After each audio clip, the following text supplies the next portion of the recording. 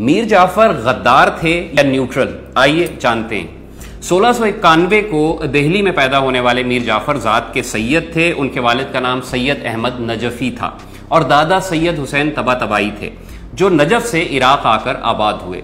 ये खानदान औरंगजेब आलमगीर की दावत पर 1675 में हिंदुस्तान आया। तबातबाई मुगल दरबार में काजी हुए और उन्होंने औरंगजेब आलमगीर की भांजी से शादी की। मीर जाफर की फूफी और तबातबाई की बेटी बेगम शरफुन्निसा नवाब बंगाल अली वर्दी खान की बीवी थी। अली वर्दी खान ही के ज़माने में मीर जाफर बंगाल आए। हुमायूं मिर्ज़ा की किताब के मुताबिक 1740 में जब साबिक नवाब का तख्त उल्टा गया और अली वर्दी नवाब बने तो मीर जाफर ने इस काम में उनकी बहुत मदद की। सिपह सालारी के दौर में मीर जाफर ने मरहटों के खिलाफ जंग में भी कामयाबी हासिल की। बीच में 2 साल मीर जाफर माजूल रहे, लेकिन जैसे ही बंगाल में हालात बगावत वाले दोबारा हुए तो अली वर्दी खान को मीर जाफर दोबारा याद आ गए और सिपह सालार बना दिया गया। पाकिस्तान के पहले सदर इस्कंदर मिर्जा के बेटे हुमायूं मिर्जा की किताब फ्रॉम प्लासी टू पाकिस्तान के मुताबिक मरने से पहले अली वर्दी खान ने मीर जाफर से वादा लिया कि वो उनके नवासे सराजुद्दौला को नवाब बनाने में अपना किरदार अदा करेंगे। मीर जाफर ने वादा निभाया, लेकिन जैसे ही सराजुद्दौला नवाब बने तो मीर जाफर को ओहदे से हटा दिया गया और उनकी ठीक ठाक बेइज्जती भी की गई। हुमायूं मिर्जा पाकिस्तान के साबिक सदर इस्कंदर मिर्जा के बेटे थे और मीर जाफर ही के खानदान से थे। नवाब सराजुद्दौला अप्रैल 1756 में जब बंगाल के नवाब बने तो उनकी उम्र 23 साल थी और अली वर्दी खान के बाद वो बंगाल के आखिरी नवाब साबित हुए। अंग्रेजों से जंग छिड़ने लगी तो फिर सराजुद्दौला को मीर जाफर याद आ गए, चूंकि वो उनके बुजुर्गों के जमाने से काफी बगावतें कामयाबी से कुचल चुके थे और जंगों में अहम फैसला साज भी रहे थे।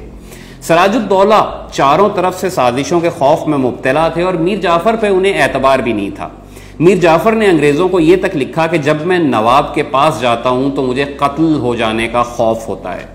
बाद में मीर जाफर बगावत के इल्जाम में मुलव्विस होने के बाद किला बंद हो गए और मीर मदन नामी नायब सिपह सालार ने सराजुद्दौला की फौजी कमान संभाल ली।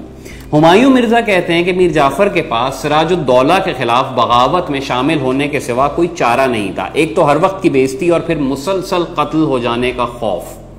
विलियम डैलरिम्पल और हुमायूं मिर्जा के मुताबिक मीर जाफर ने प्लासी की जंग से 3 दिन पहले गोरों को खत लिखा और कहा कि चाहे वो जीतें या सराजुद्दौला, मीर जाफर जो हैं वो न्यूट्रल रहेंगे। अब जंग शुरू हुई। मेन कमांड मीर मदन के पास थी, बाकी इत्तेहादी कमांडर्स में मीर जाफर भी शामिल थे। पहले तो फौजियों ने बढ़ने से ही इनकार कर दिया क्योंकि उनको तनख्वाहें नहीं मिली थी।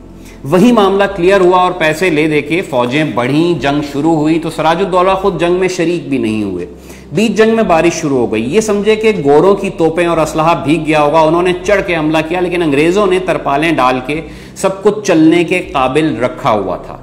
मीर मदन मारे गए। बाकी सालारों को सराजुद्दौला ने काफी मशवरों के बाद पसपाई का हुक्म दिया। जब अंग्रेज हमलावर हुए तो सराजुद्दौला मैदान से फरार हो गए। मीर जाफर और उनकी फौज जंग में हिस्सा ना लेने की वजह से महफूज रही। मौर्रिख विलियम डैलरिम्पल के मुताबिक मीर जाफर सिर्फ एक ऐसा चेहरा थे जो सामने था, वरना पीछे कई दरबारी और नवाब सराजुद्दौला के अहम ओहदेदार मौजूद थे। हाँ, उन्होंने ये जरूर लिखा कि अंग्रेजों ने जब बारिश में हमला किया तो मीर मदन के मरने पर मीर जाफर ने अपनी फौजें फरार करवा दी और उनको देख के बाकी फौज भी फरार हो गई।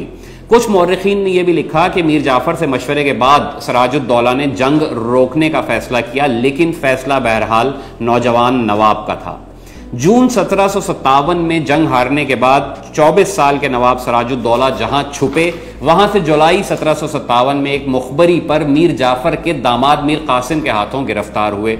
मीर जाफर अपने मुशीरों से सलाह ले रहे थे कि सराजुद्दौला को मुल्क से बाहर या मुल्क से अंदर रखा जाए, कैद किया जाए, फांसी दी जाए, क्योंकि इस मामले में उनकी अपनी कोई खास राय नहीं थी। लेकिन मीर जाफर का 17 साला बेटा 100% सराजुद्दौला को मारने के हक में था। मीरा जाफर ने अपने साथियों के जरिए उसी रात नवाब सराजुद्दौला को कत्ल करवा दिया।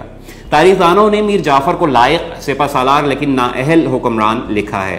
मीर जाफर को जंग पलासी के बाद अंग्रेजों ने हुक्मरान बनाया, लेकिन बहुत जल्द उन्हीं अंग्रेजों से मीर जाफर को दी ओल्ड फूल और उनके बेटे मीरा को दी वर्थलेस यंग डॉग का खिताब मिला और बंगाल की सल्तनत तेजी से रूबज़वाल होने लगी। 5 फरवरी 1765 को मीर जाफर का इंतकाल हो गया। अंग्रेज इस जंग के बाद 180 बरस तक बंगाल पर हुक्मरान रहे। मीर जाफर को गद्दार इसलिए कहा जाता है क्योंकि उन्होंने अपनी सिपहसालारी से माजूल होने के बाद अपने हुक्मरान के खिलाफ अंग्रेजों से मदद मांगी और उसके बदले कई दूसरे मकामी सरदारों के ताउन से उन्हें एक तगड़ी रकम की ऑफर की। हुक्मरान में खुद क्या कमजोरियां थीं? सल्तनत के फौजी सिर्फ पैसे के लिए लड़ते थे या वफादार थे?